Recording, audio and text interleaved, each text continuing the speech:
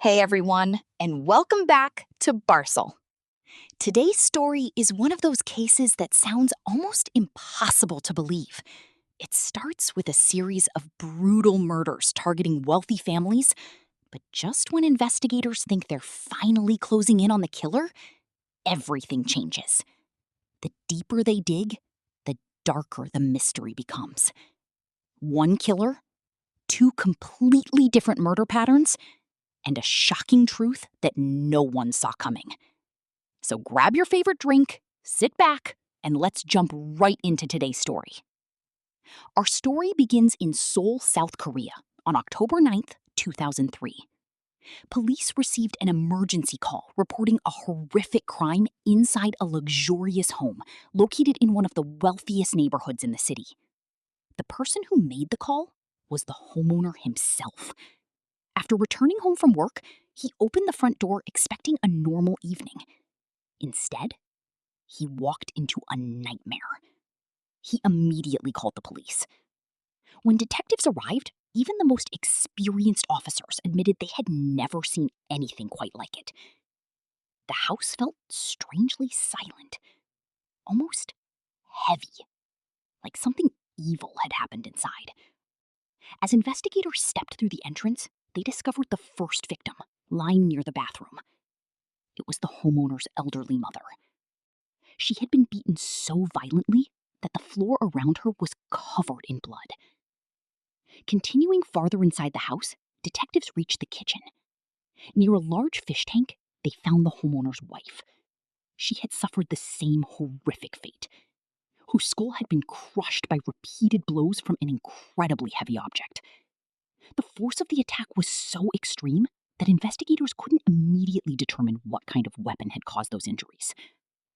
They continued searching. Then they noticed blood flowing down the staircase from the second floor. Following the trail, they found the couple's young son. He had also been struck repeatedly in the head. 3 members of the same family, murdered with unimaginable violence. But something about the crime scene made even less sense. There were almost no signs of struggle. Furniture remained in place. Nothing appeared overturned. It looked as though the victims never had a chance to defend themselves. That immediately raised another question. Was the killer someone the family knew? Police naturally focused their attention on the surviving husband. After all, in family murder cases, investigators always begin with those closest to the victims. His name was Jung Won Ko, a successful businessman with a comfortable life and an excellent reputation. Friends described him as hardworking, humble, and kind. No one could think of anyone who hated him enough to commit such a horrific crime. Still, detectives examined every part of his life: his finances, his business dealings, his relationships, his daily routine. Not only to determine whether he was involved, but also to see if someone might have wanted revenge against him or his family. Despite losing his mother, wife, and son in a single day, Jung cooperated fully with investigators. Still, he couldn't hide his frustration. He repeatedly asked, "Why are you treating me like a suspect? I'm the one who lost my family." The detectives understood his pain, but they also explained that this was standard procedure. No one could be ruled out without evidence.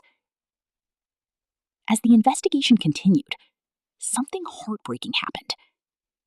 Family friends said Jung began spending hours sitting in front of the fish tank inside the house. Sometimes he would stare silently. Other times, he would actually talk to the fish. He asked them questions. "Did you see who did this? Can you tell me what happened? Why couldn't you save them?" It was obvious that grief had completely shattered him. Eventually, police confirmed what everyone hoped. There was absolutely no evidence linking Jung to the murders. They also failed to find anyone with a motive strong enough to explain such unimaginable violence. Even stranger, nothing valuable had been stolen. cash remained untouched. Jewelry was still inside the house. Expensive belongings were exactly where they should have been.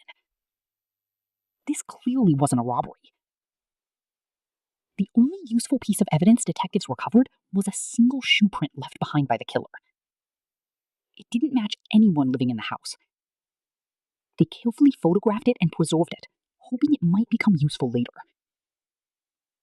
At that point, they had no idea this tiny footprint would eventually connect multiple murders across Seoul. As detectives struggled to make sense of the massacre, something unexpected happened. Officers from another police district suddenly arrived at the crime scene. At first, everyone was confused. Why would detectives from another jurisdiction show up uninvited? Then they explained. Just 2 weeks earlier, on September 24, 2003, another horrifying murder had taken place in Gangnam, one of Seoul's wealthiest districts. The similarities were impossible to ignore. The victims had been an elderly married couple. The husband was a retired university professor who had lived a peaceful, comfortable life. Both victims had suffered devastating blows to the head. Their skulls had been crushed in almost exactly the same way as the victims in the first case. But there was one detail that completely baffled investigators.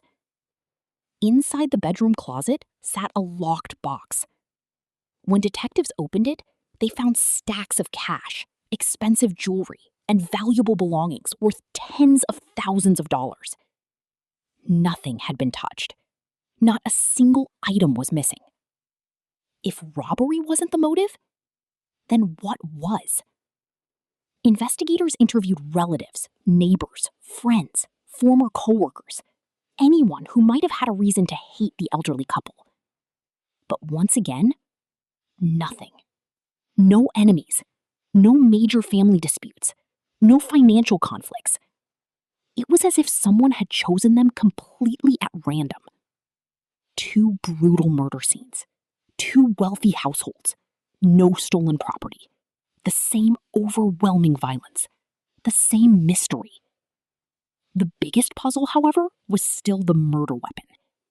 Medical examiners agreed the injuries had been caused by an extremely heavy object. But what object? Detectives tested nearly everything they could think of. Axes, hammers, crowbars, construction tools. They even recreated the attacks using forensic models, hoping to match the fracture patterns on the victims' skulls.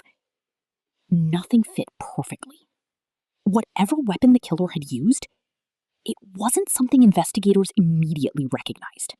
At this point, police brought in one of South Korea's top criminal profilers. After reviewing every detail, he reached a disturbing conclusion. These murders weren't random. The victims all belonged to wealthy families. Yet the killer ignored expensive valuables sitting right in front of him. That suggested one terrifying possibility. The murders weren't motivated by money. They were motivated by hatred. The profiler believed the killer might have developed an obsession with wealthy people. Perhaps he blamed them for his own failures. Maybe he believed rich people had destroyed society. Or perhaps, in his own twisted mind, he saw himself as someone delivering justice. If that theory was correct, then the nightmare was only beginning. Because killers driven by ideology rarely stop after 1 or 2 murders. They keep going. Sadly, only a week later, investigators' worst fears became reality. On October 16, 2003, another emergency call came in. This time, the victim was an elderly woman living alone. When detectives entered her home, they immediately recognized the same horrifying pattern. She had been dragged into the bathroom, then beaten repeatedly in the head. Again, nothing had been stolen. Again, the victim belonged to a wealthy family. By now, detectives knew they weren't dealing with coincidence anymore. They were hunting a serial killer. While searching the property, forensic officers made an important discovery. Outside the house, beneath a window, they noticed footprints on top of an outdoor air conditioning unit. The killer had apparently climbed onto the unit to enter the house. Investigators immediately compared the shoe print with the footprint recovered from the previous murder scene. It was an exact match. For the first time, police had physical evidence proving that all three murders had been committed by the same person. The city of Seoul officially had a serial killer, and no one knew who or where he would strike next. Once police confirmed that all three murders were connected, everything changed. The investigation exploded in size. Hundreds of detectives from multiple police departments were assigned to a single task: find the killer before he struck again. Roadblocks appeared across Seoul. Officers stopped cars late at night, checking drivers and searching for anything suspicious. Every possible lead was investigated. Every tip was followed. But nothing led to the mysterious killer. Desperate for answers, investigators even turned to technology. They collected cell phone records from areas surrounding each crime scene. The idea was simple. If the same phone appeared near multiple murder locations, it could belong to the killer. The problem? There were thousands upon thousands of phone numbers. Detectives spent countless hours tracking down people whose phones had been in those neighborhoods. Almost every lead turned out to be completely unrelated. It was like searching for a single grain of sand on a beach. Some investigators became so desperate that they started looking for patterns in the neighborhoods themselves. Could the killer be choosing locations based on their names, their geography, the layout of the streets? They built maps, created theories, compared district names, analyzed routes. Looking back, many officers admitted these ideas were long shots. But when you have no suspect, you start chasing every possibility. Then, finally, a breakthrough. One detective discovered that a security camera overlooked the street leading to the fourth crime scene. Everyone rushed to review the footage. The video quality wasn't great. There was no clear view of a face. But it captured something important. A man was seen calmly walking away from the area shortly after the estimated time of the murder. He was the only person caught on camera during that time window. Investigators showed the footage to the victim's relatives. No one recognized the man. But several family members noticed something strange. The jacket he was wearing belonged to the victim. That meant whoever appeared in the footage had stolen the victim's coat. For detectives, that was enough. They believed they were finally looking at the serial killer. Unfortunately, the footage still wasn't good enough to identify him. His face couldn't be seen, only his back. Police now faced a difficult decision. Should they release the footage to the public? Some detectives argued against it. If we publish this, one officer warned, the killer will realize we're getting closer. Next time, he'll avoid cameras entirely. Others disagreed. If he sees we're making progress, they argued, maybe he'll panic and stop killing. After hours of debate, public safety won. The footage was released nationwide. Police announced a reward of 50 million won for information leading to the man's identity. News channels aired the blurry video over and over again. Every newspaper covered the story. People across South Korea watched carefully, trying to recognize the mysterious man. Then something unexpected happened. The murders stopped. Days passed. Then weeks. Then over a month. No new victims. Investigators weren't celebrating yet. Serial killers rarely quit forever. But maybe, just maybe, the media attention had frightened him. Some detectives hoped the nightmare was finally over. They couldn't have been more wrong. On November 18, 2003, firefighters responded to a blaze at a 2-story home in another wealthy Seoul neighborhood. After extinguishing the fire, they entered the burned building. Inside, they found 2 bodies. An 87-year-old homeowner and his 50-year-old housekeeper. A 1-year-old child had also been inside the house. Miraculously, the baby survived. At first, investigators believed the deaths had been caused by the fire. But during the autopsy, medical examiners made a horrifying discovery. Both victims had suffered massive head injuries before the fire started. The killer had motored them, then set the house on fire to destroy the evidence. As detectives searched the scene, they found something chilling. Another shoe print. When forensic experts compared it with the prints from the previous murders, it matched perfectly. There was no longer any doubt. The same killer had struck again. And now, he was trying to erase his crimes. After the 4th murder was officially linked to the same suspect, there was no hiding the truth anymore. Seoul was living in fear. The media openly referred to the unknown attacker as a serial killer, and the story dominated newspapers and television across South Korea. In response, police created a massive joint task force made up of detectives from several departments. It quickly became one of the largest murder investigations the country had ever seen. Since investigators still had no suspect, they relied on sheer manpower. Hundreds of officers worked around the clock. Roadblocks were expanded. Night patrols increased. Cars were searched. Neighborhoods were monitored.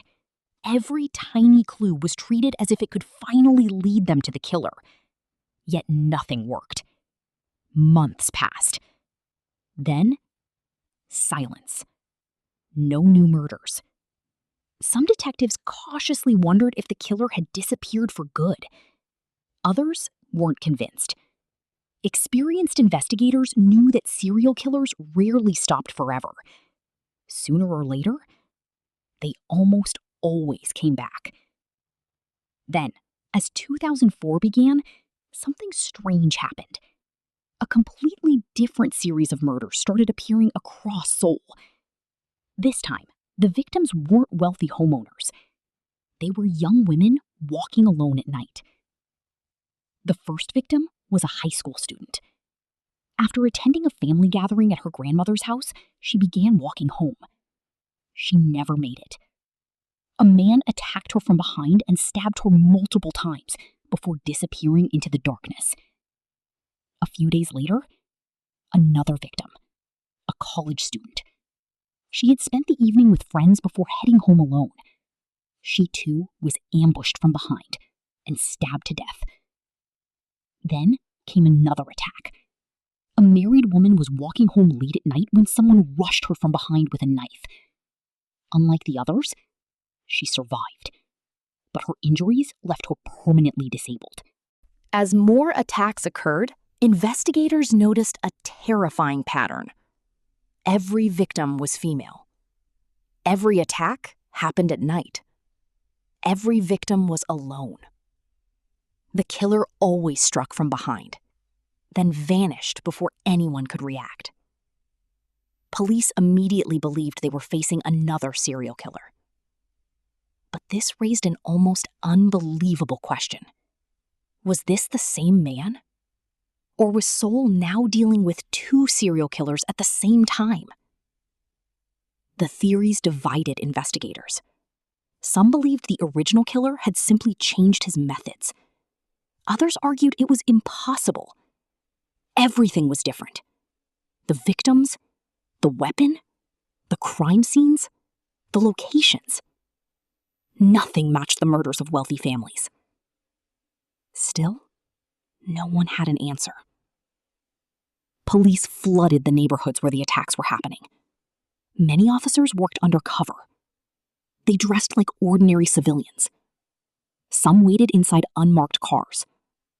Others walked the streets, pretending to be pedestrians. Night after night, they watched, waited, hoped. But the killer never appeared. Months went by without a single arrest. Eventually, even this second wave of murders suddenly stopped. Detectives had no explanation. One serial killer had vanished. Then another? Or perhaps they had never been separate cases at all. No one knew. Just when investigators believed the violence had finally come to an end, people started disappearing. At first, nobody noticed. The missing women all had one thing in common.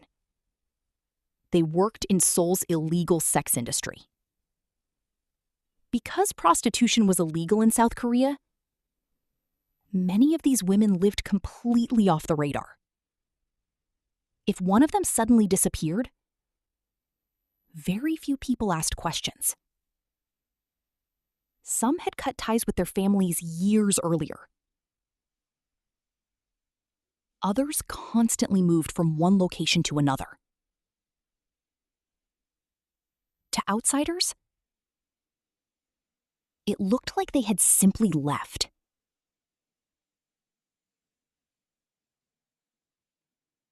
The only people who noticed the disappearances were the brothel owners and managers. Even then, they assumed the women had quit or run away. Weeks turned into months. More women vanished. One became two. Two became five. Then even more. Still, no one reported them missing. Reporting them to police meant exposing an illegal business. Most owners were too afraid to do that. One brothel manager, however, became increasingly suspicious. Ironically, he was a former police officer. He couldn't ignore the pattern. Too many women had disappeared. Something wasn't right. Then everything changed with one phone call. On July 15th, 2004, the former officer's phone rang. He glanced at the caller ID and immediately froze. The number belonged to one of the missing women. She had vanished months earlier. His heart started racing. He answered immediately, expecting to hear her voice. Instead, a man spoke. Calmly. He said he was looking to hire a woman for the night. The manager tried not to react. But inside, alarm bells were ringing. Why would a stranger be calling from the missing woman's phone? Trying to stay calm, he agreed to arrange a meeting. Then, as soon as the call ended, he contacted one of his old friends from the police department. The detective listened carefully. The missing women. The strange phone call.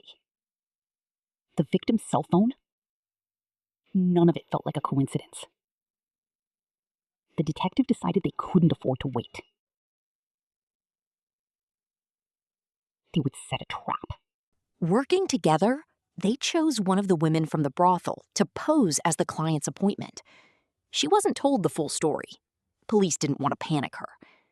The caller selected a public park as the meeting place.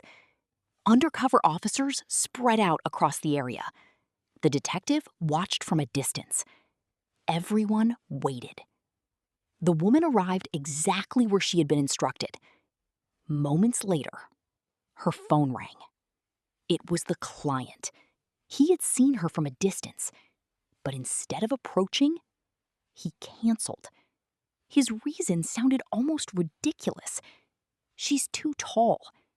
Then he hung up. The detective was frustrated. Had the suspect spotted the surveillance? Had he realized it was a setup? Nobody knew. At least, not yet. Because the real reason would only become clear much later.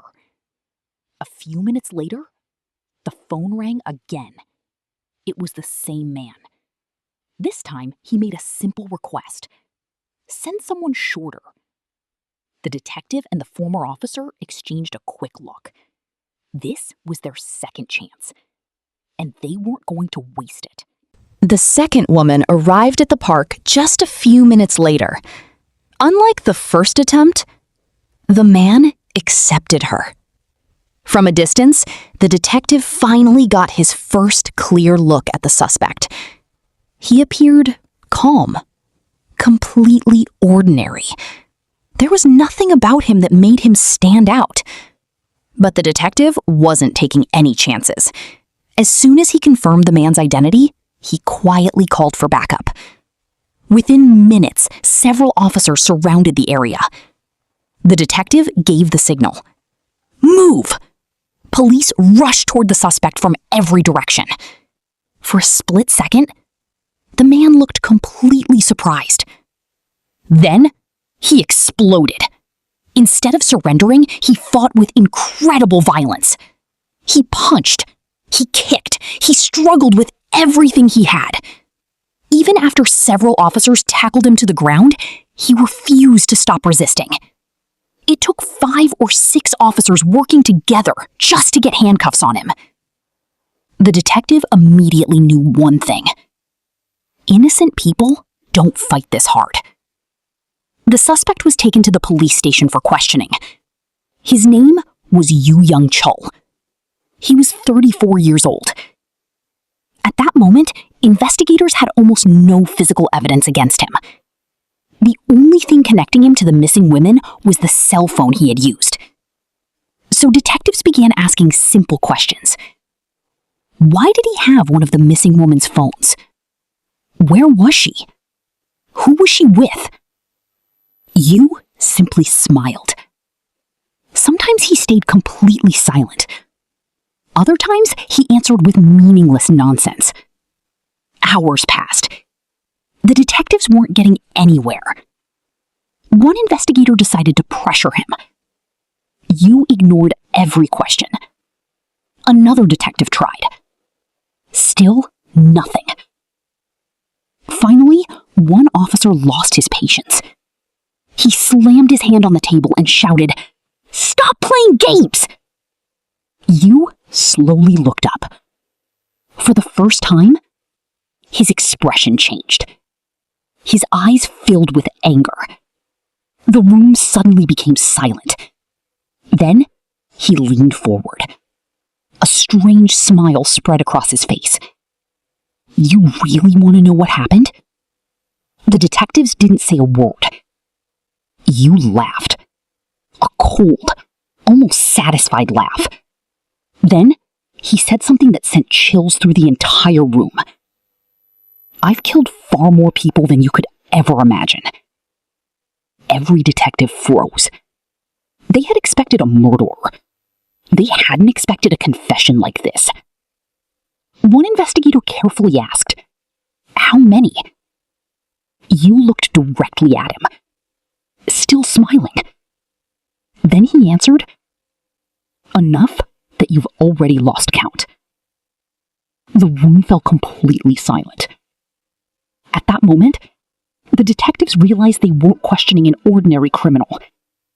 They were sitting across from one of the most dangerous serial killers South Korea had ever seen. And the worst part? His confession was only the beginning. The detectives, immediately leaned forward. For hours, Yu Young Chol had refused to cooperate. Now, he couldn't stop talking. Almost as if he had been waiting for someone to ask. One detective quietly asked, "Start from the beginning." Yu nodded. Then, with an unsettling smile, he began describing every murder in chilling detail. He admitted that the wealthy families had never been chosen by chance. Before each attack, he spent days, sometimes weeks, watching their homes. He learned their daily routines. He studied when they left, when they returned, who lived inside, and most importantly, who was the easiest target. He preferred elderly victims because they were less likely to fight back. Once he decided on a house, he waited until the perfect moment. Then, he broke in. Without warning, he attacked. His goal wasn't robbery. He barely looked at the money. He wasn't interested in jewelry. He claimed wealthy people had ruined society and deserved to die. In his twisted mind, he believed he was delivering justice. Then, investigators asked about the missing women. Yu's smile grew even wider. He admitted everything. He would call them pretending to be a customer. When they arrived at his apartment, he acted completely normal. They would talk, sometimes drink together. Nothing seemed unusual. The women had no reason to suspect anything. Then, the moment they let their guard down, he attacked. For months, detectives had been trying to identify the mysterious murder weapon. Finally, they had their answer. Yu revealed that he had modified a heavy construction hammer.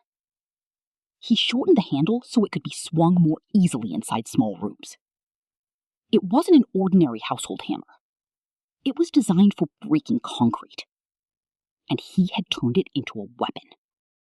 The devastating injuries now made perfect sense. What Yu confessed next left even veteran detectives speechless. After each murder, he carried the body into his bathroom. Because he lived in an apartment building, moving an entire body outside would have been almost impossible. So instead, he dismembered his victims. He had actually studied human anatomy to learn how to cut bodies apart more efficiently. The detectives sat in complete silence. One officer later admitted that hearing the confession was more disturbing than seeing any crime scene. Yu described everything with shocking calmness, as if he were explaining how to cook dinner. There was no emotion, no guilt, no hesitation. Only pride. Then, the detectives suddenly understood something else. The first woman sent to meet Yu during the undercover operation had been rejected because she was too tall. At the time, that excuse had sounded ridiculous. Now, it made horrifying sense. A smaller victim was easier for him to move, easier to dismember, easier to dispose of. That single sentence, "She's too tall," had hidden a terrifying truth all along. And unfortunately, Yu still had 4 more to confess. As Yu continued talking, the interrogation room grew quieter with every word. The detectives couldn't believe what they were hearing. But the nightmare wasn't over yet. They still needed to know one thing. What happened to the victims after they were killed? Yu answered without hesitation. After dismembering the bodies inside his apartment, he packed the remains into heavy trash bags. Then, he did something almost unbelievable. He called a taxi. The detective stared at him in disbelief. You took human remains in a taxi? You simply nodded. Whenever a driver complained about the strange smell coming from the bags, you had the perfect excuse ready. "It's kimchi," he would casually say. To make the lie more convincing, he actually placed containers of kimchi inside the bags to help mask the odor. Somehow, the drivers believed him. None of them realized they were transporting the remains of murder victims. After reaching a remote wooded area outside the city, you carried the bags on foot. He buried them one by one on a secluded hillside. Each time he finished, he placed a small marker nearby so he would remember which spots he had already used.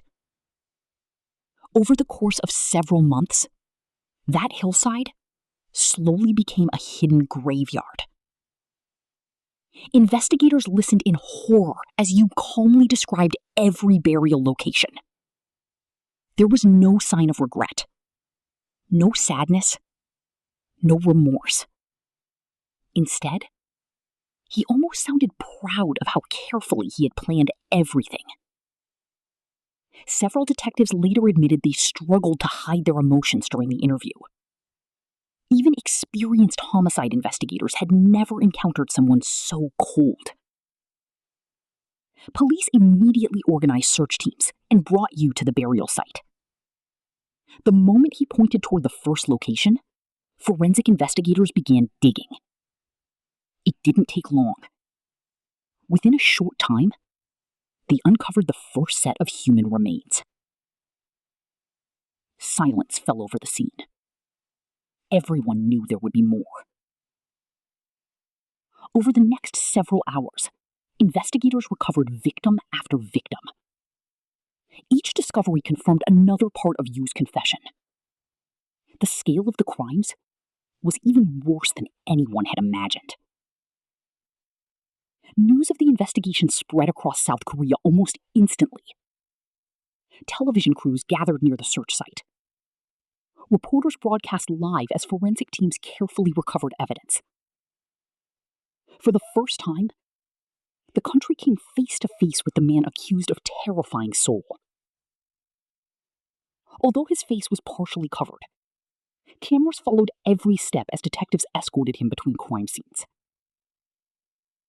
Instead of looking ashamed, you appeared strangely confident, almost as if he enjoyed the attention. And during one media appearance, he made a statement that shocked the entire nation. As television cameras surrounded the crime scene, reporters shouted questions from every direction.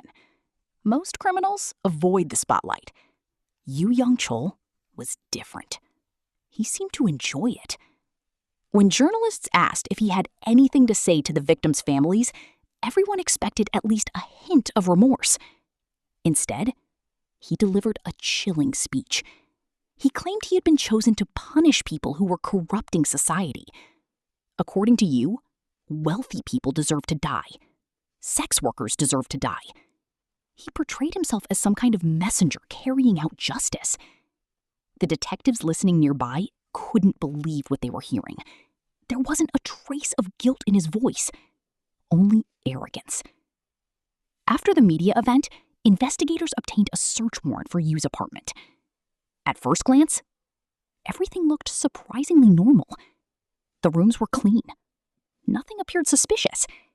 If you walked inside without knowing who lived there, you would never imagine what had happened within those walls. But forensic investigators knew better. They sprayed a chemical called luminol throughout the bathroom. Within seconds, the room lit up. Blood traces covered the floor, the walls, even parts of the ceiling. Although Yu had cleaned the apartment over and over again, tiny traces of blood remained. The invisible evidence told the real story. Detectives later described it as one of the most horrifying crime scenes they had ever processed. Investigators also recovered Yu's modified hammer. He had hidden it near an outdoor air conditioning unit instead of keeping it inside the apartment. Even though he had carefully cleaned the weapon after every murder, forensic scientists were still able to recover microscopic DNA evidence. The laboratory matched the DNA to several victims. That single weapon linked him directly to the murders of wealthy homeowners and several missing women. It was devastating evidence.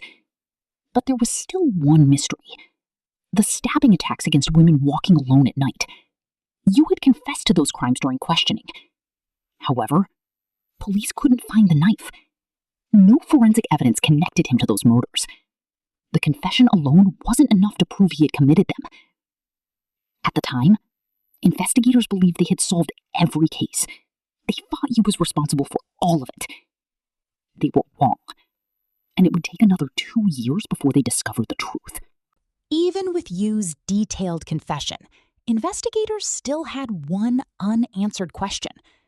What about the series of stabbing attacks against women walking home alone? When detectives asked him directly, Yu simply shrugged.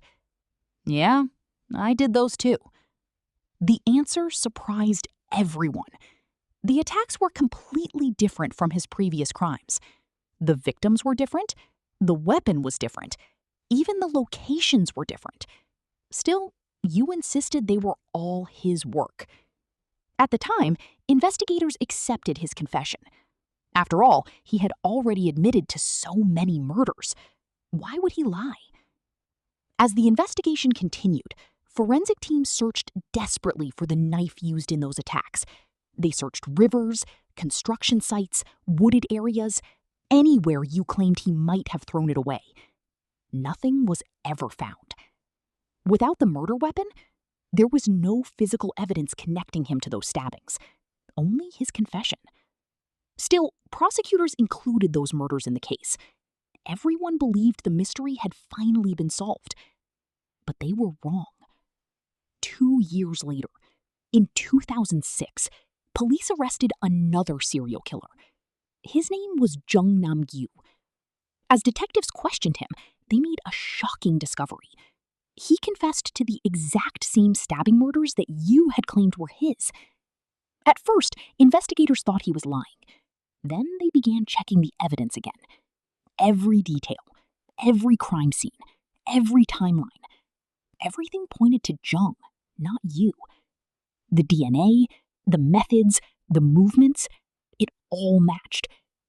For 2 years, police had unknowingly believed that one serial killer was responsible for crimes actually committed by another. It was an almost unbelievable coincidence. 2 different serial killers operating in Seoul at nearly the same time. So why had Yu confessed to murders he didn't commit? The answer shocked investigators even more. During the investigation, 2 detectives had secretly made him an offer. They promised that if he accepted responsibility for those unsolved murders, they would make sure his son received financial support until he finished college. Yu had nothing left to lose, so he agreed. The detectives also benefited. Closing more murder cases improved their performance records and career promotions. When the truth finally came out, it caused a major scandal inside the South Korean police force. Internal investigations followed, policies were changed, new procedures were introduced to prevent false confessions from closing unsolved cases. Ironically, the actions of one of South Korea's worst serial killers exposed serious flaws in the country's criminal justice system. After reviewing all the evidence, the courts determined that Yu Young-chul was responsible for 20 confirmed murders. Many investigators still believe the true number may have been even higher. He was sentenced to death. However, South Korea has not carried out an execution since 1997. As a result, Yu remains on death row to this day. His crimes forever changed how serial murder investigations are conducted in South Korea.